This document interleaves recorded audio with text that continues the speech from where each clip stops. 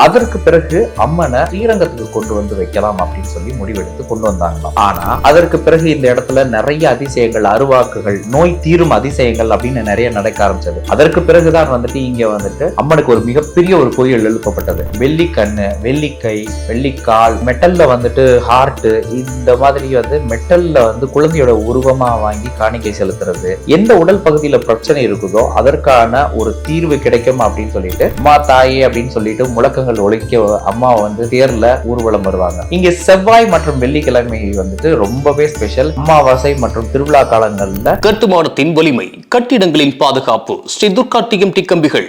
DVR garden signature living T Nagar இப்போ திருவள்ளூருக்கு வந்தாச்சு. Near D Mart on new bypass road, Tiruvallur நகராட்சிக்குட்பட்டது. பிளாட் 20 லட்சம் முதல். கான்டாக்ட் 9955511814. பக்தி கஃபே நேயர்களுக்கு வணக்கம். இன்னைக்கு டெம்பிள் டேல்ஸ் நிகழ்ச்சியில நாம பார்க்க போற கோயில் திருச்சி மாவட்டத்துல லட்சக்கணக்கான மக்களின் நம்பிக்கையாக, நோய் தீர்க்கும் தாயாக, அம்மை நோயிலிருந்து காக்கும் சக்தியாக, பக்தர்களின் கண்ணீரை துடைக்கும் அன்னையாக அருள்பாலித்து வருகிறாள் அருள்மிகு சமயபுரம் மாரியம்மன். தமிழ்நாட்டுல மிகவும் சக்தி வாய்ந்த அம்மன் பல தலங்களில் ஒன்றான சமயபுரம் மாரியம்மன் கோயிலுடைய முழு தல வரலாறும், அதோடு அம்மன் தோன்றிய கதை, ஏன் அம்மனுக்கு சமைத்த உணவுகள் பறைக்க மாட்டாங்க, நோய் தீர்க்கும் நம்பிக்கை, உப்பு மிளகு நேர்த்திக்கடன், பட்டினி விரதம், பூச்சொரியல் விழா, தேரோட்டம், லட்சக்கணக்கான பக்தர்கள், இப்படி எல்லா ஆன்மீக சிறப்புகளை பற்றியும் தான். கோயில் ஸ்தல புராணப்படி இந்த சமயபுரம் மாரியம்மன் விஜயநகர அரசர்களுடைய குடும்ப தெய்வமாக சொல்லப்படுகிறது. அதற்கு பிறகு அம்மனை ஸ்ரீரங்கத்துக்கு கொண்டு வந்து வைக்கலாம் அப்படின்னு சொல்லி முடிவெடுத்து கொண்டு வந்தாங்களாம். ஆனா அம்மன் ரொம்ப உக்கிரமா இருக்கிறதுனாலையும் அதனால ஸ்ரீரங்கத்துல வைக்க முடியாது அப்படின்னு சொல்லப்பட்டதால திரும்ப சமயபுரம்ல கொண்டு போய் வச்சிருக்காங்க அம்மனை. ஆனா அம்மன் வந்துட்டு அங்கே தங்க விரும்பினாங்களாமா. அதற்கு பிறகு இந்த இடத்துல நிறைய அதிசயங்கள், அருவாக்குகள், நோய் தீரும் அதிசயங்கள் அப்படின்னு நிறைய நடக்க ஆரம்பிச்சது. அதற்கு பிறகுதான் வந்துட்டு இங்க வந்துட்டு அம்மனுக்கு ஒரு மிகப்பெரிய ஒரு கோயில் எழுப்பப்பட்டது. மாரி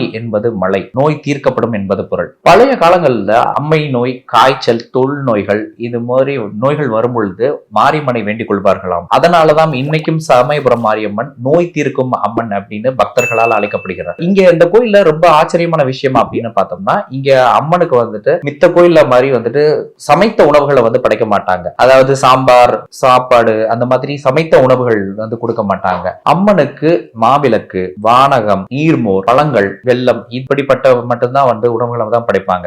ஏன்னா அம்மன் மிகவும் உக்கிர சக்தி கொண்ட ஒரு தெய்வம். அதனால சூடு குறைவான படைகள் தான் வந்து அம்மனுக்கு படைக்கப்படுகிறது அப்படின்னு சொல்லப்படுது. சமயபுரம் அம்மனை தரிசித்த தமிழ்நாடு மட்டும் இல்லாம இந்தியா முழுக்க நிறைய பக்தர்கள் வர்றாங்க. குறிப்பாக அம்மை நோய், தோல் நோய் மற்றும் கண் பிரச்சனை, காய்ச்சல், குழந்தைகளுடைய உடல்நல பிரச்சனை போன்ற பிரச்சனைகளுக்காக பக்தர்கள் வேண்டிக்கிட்டு வர்றாங்க. பல பக்தர்கள் அம்மன் அருளால ஆபரேஷன் நல்லபடியா சரியாயிருச்சு, பல பக்தர்கள் ஆபரேஷன் நல்லபடியா முடிஞ்சு குழந்தைக்கு ரொம்பவே சீக்கிரமா சரியாயிருச்சு அப்படின்னு சொல்லிட்டு பக்தி நிறைவோட அம்மன் முன்னாடி கண்கலங்கி நன்றி சொன்னதை நம்மளால பார்க்க முடியுது. பக்தர்கள் உப்பு மிளகு வாங்கி அம்மனுக்கு காணிக்கையாக செலுத்துவார்கள். உடல் நோய், கண் திருஷ்டி, பில்லி சூன்யம் இவையெல்லாம் நீங்கும் அப்படின்றது ஒரு நம்பிக்கை. அதே நேரத்துல வெள்ளி கண்ணு, வெள்ளிக்கை, வெள்ளிக்கால், மெட்டல்ல வந்துட்டு ஹார்ட், இந்த மாதிரி வந்து மெட்டல்ல வந்து குழந்தையோட உருவமா வாங்கி காணிக்கை செலுத்துறது. எந்த உடல் பகுதியில பிரச்சனை இருக்குதோ அதற்கான ஒரு தீர்வு கிடைக்கும் அப்படின்னு சொல்லிட்டு வெள்ளி அல்லது வேற உலோகத்துல வந்துட்டு வடிவத்துல அவர் காணிக்கையா செலுத்துறது அப்படின்றது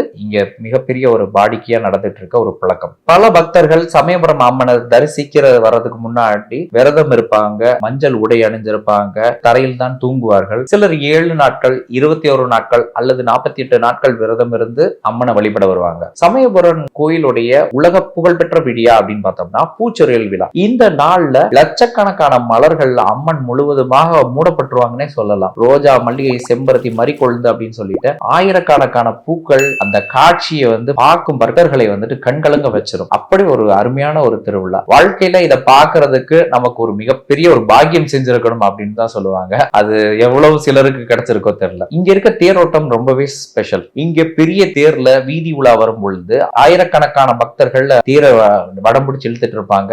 தேங்காய் உடைக்கப்பட்டுக்கிட்டே இருக்கும். அம்மா தாயே அப்படின்னு சொல்லிட்டு முழக்கங்கள் ஒழிக்க அம்மா வந்து தேர்ல ஊர்வலம் வருவாங்க. இங்க செவ்வாய் மற்றும் வெள்ளிக்கிழமை வந்துட்டு ரொம்பவே ஸ்பெஷல். அமாவாசை மற்றும் திருவிழா காலங்கள்ல நிறைய பக்தர்கள் வருவாங்க. இந்த நேரத்துல சமயபுரம் மொத்தத்துக்குமே வந்து ஒரு பக்திமயமா மாறிடும். இரவு நேரத்துல மின் விளக்குகள், மேளம், தவிழ், அம்மன் சன்னதியின் கற்பூர வாசனை, கண்ணீர் மல்க வேண்டிக் கொள்ளும் பக்தர்கள், அந்த ஒரு இடமே வந்துட்டு ஒரு கோயில் மாதிரி இல்லாம தாயிடம் தன்னோட மனசை திறந்து பேசக்கூடிய ஒரு உணர்வை தான் நம்ம பார்க்க முடிகிறது. பக்தர்களுடைய நம்பிக்கைப்படி சமயபுரம் அம்மனை தரிசித்தால் நோய் நீங்கும், மன அமைதி கிடைக்கும், குழந்தை பாக்கியம் கிடைக்கும், துன்பம் நீங்கும், பில்லி சூனியம் அகலும், திருமண தடை நீங்கும், உடல் மன வேதனை மனவெறை குறையும். இன்றளவுக்கும் ஆயிரக்கணக்கான மக்கள் அம்மனை நாடி வருகின்றனர். முழு மனவேதனையோடு வர்ற பக்தர்கள் அம்மனை பார்த்தவுடன் கண்கலங்கி அழுவார்கள். ஏன்னா அவர்களுக்கு சமயபுரம் மாரியம்மனை என்பது ஒரு தெய்வம் மட்டும் கிடையாது, தன்னுடைய உயிரோடு இருக்கக்கூடிய ஒரு தாயாகவே பார்ப்பார்கள். அதனாலதான் இன்றவரை பக்தர்கள் சொல்வார்கள், சமயபுரம் மாரியம்மனை கைவிட்டவர்களை கூட கைவிட மாட்டாள் அப்படின்னு சொல்லிட்டு. மேலும் டெம்பிள் டேல்ஸ் நிகழ்ச்சியில அடுத்த ஒரு சூப்பரான டெம்பிளோட உங்களை வந்து சந்திக்கும் வரையில் உங்களிடமிருந்து விடைபெறும் நான் உங்கள் வசீகரன். நன்றி. இந்த வீடியோ உங்களுக்கு பிடிச்சிருந்தா லைக் பண்ணுங்க, ஷேர் பண்ணுங்க, கமெண்ட் பண்ணுங்க. மறக்காம பெல் பட்டனை கிளிக் பண்ணிட்டு பக்தி கஃபே தமிழ் சேனலை சப்ஸ்கிரைப் பண்ணிடுங்க.